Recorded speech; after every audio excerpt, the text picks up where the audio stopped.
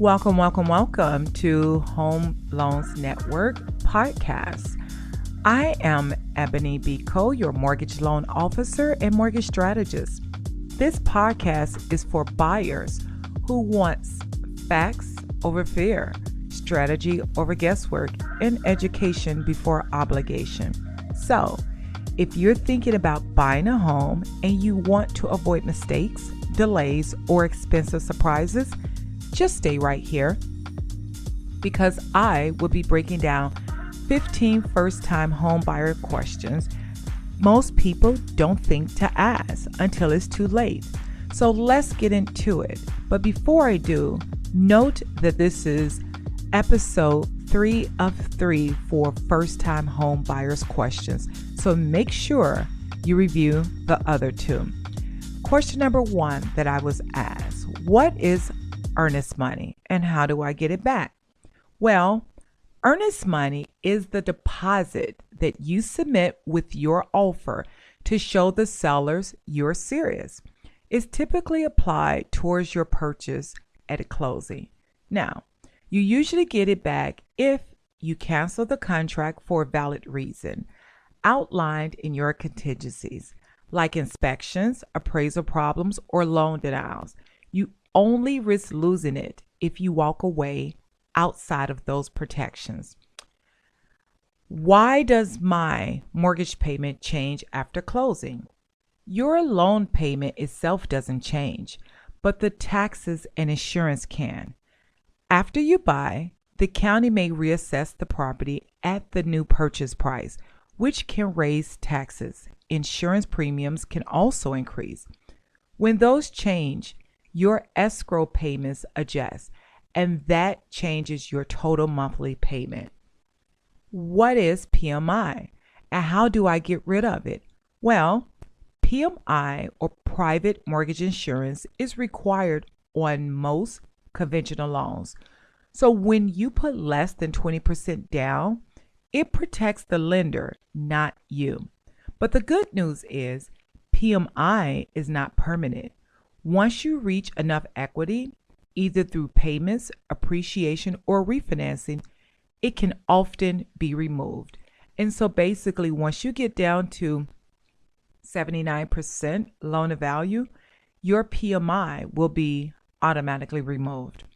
Why is my homeowner's insurance higher than I expected? Well, insurance isn't based on what you paid for the house. It's based on the cost to rebuild it. Location, weather risk, prior claims, roof age, and replacement costs all are factors. That is why insurance estimates can vary widely and sometimes surprise first-time home buyers. What is escrow, and why does the lender control it? Well, escrow is an account that your lender uses to collect property taxes and homeowner insurance monthly. So instead of paying large bills once or twice a year, you pay a portion each and every single month. This protects both you and the lender by ensuring those critical expenses are always paid on time. Do HOAs really have power over my home? Yes, but within limits. HOAs can enforce rules. They can collect fees and issue fines based on their governing documents. They don't own your home, but they do, however, control the building that you live in. They control things like the exterior, rentals, and shared spaces.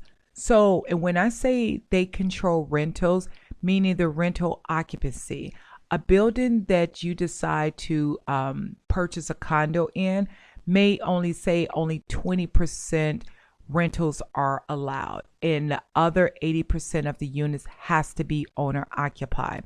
So they can control how many renters are in the building.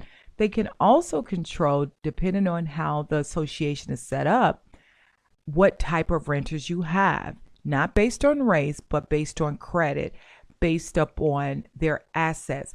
They can actually review your rentals documentation to see if this person should move in the building. So always reviews HOA rules before you even buy, because surprises can be costly. How much should I budget for maintenance? Well, a general guideline is about 1% of the home's value per year. This covers things like appliances, plumbing, HVAC servicing, and normal wear and tear. Homes don't wait to break things when it's convenient. Budgeting ahead prevents the stress. So make sure that you have a reserve when it comes to wear and tear of your home and overall maintenance. Will my property taxes increase after I buy? In many cases, absolutely. If the previous owner had an exemption or had not been reassessed in years, unfortunately, your purchase price can trigger a tax increase. This is one of the most common surprises for first-time home buyers, and one reason escrow payments adjust. Can I rent out a room to help with the mortgage? Absolutely, because this doesn't apply. Now, if this was Airbnb, that's a different story. Your loan program, HOA, and local laws is what matters. So some areas requires permits or limit rentals. It's a great strategy. Just make sure it's allowed before you plan on that income. So if you're looking to do an Airbnb, that is a different situation, especially if it's going to be in a condo building, because that can be permitted. Now, what if the seller refuses to fix anything after the inspection? Well, an inspection gives you information and leverage, not guarantees. If the seller won't make any repairs, you may be able to negotiate credits. You may be able to even renegotiate the price or walk away if your contract allows it. You're never required to accept a home with issues, especially if you're not comfortable with it. How expensive is moving? Well, that depends upon you, the buyer, and what you expect. It's going to be between the movers, how many movers you have, the deposit that you may or may not put down, any utility setup or breakdown, the furniture that's being moved out, the basic supplies, meaning any type of plastic wrap, boxes, things of that nature. Moving costs can add up quickly, so planning for these expenses avoids draining your savings right after closing. What does contingent actually mean? Well, contingent means the sale depends on certain conditions being met. Common contingencies include financing approval, appraisal, and inspections. Until those are cleared, either party may still have existing options, and those existing options usually are the contingencies. Otherwise, if those contingencies are not met, you can possibly cancel the contract and then get your earnest money back. Why are my utility bills higher than when I rented? Well, when you own, you're actually paying for the full structure, not just your unit. So larger square footage, different installation, older systems, and seasonal usage all affect the cost. This is normal and part of the shift from renting to owning. When do I actually get my keys? Well, in most cases, you get the keys the day of close. However, some contracts allows the seller to stay temporarily after closing. Always confirm possession terms so they will be expected and they know what to do and you know what to do.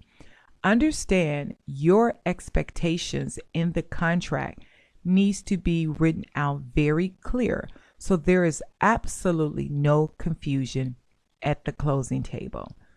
What's the biggest mistake first-time home buyers make?